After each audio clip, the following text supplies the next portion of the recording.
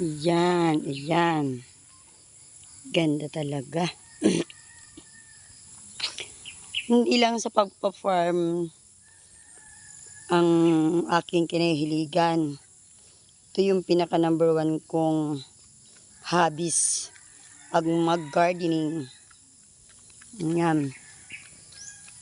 Pag-uwi ko,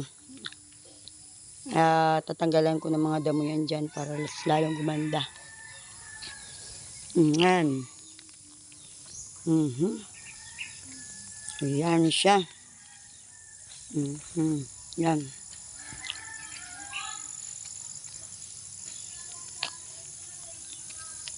Yan.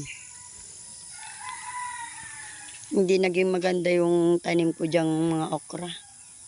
Medyo may mga uod. Ito yung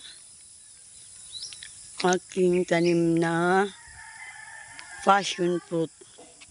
Wala pa siyang bunga, pero ang taba. Hanggang dun.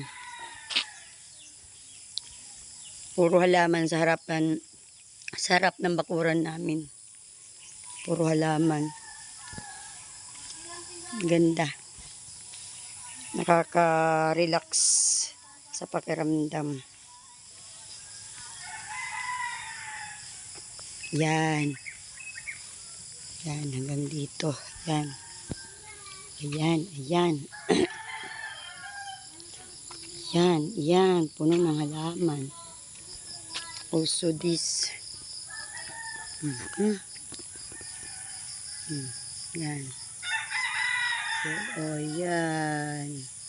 Yan yung garden ko. Yan, mamaya gagaskatiran ko yan dyan. Okay, thank you.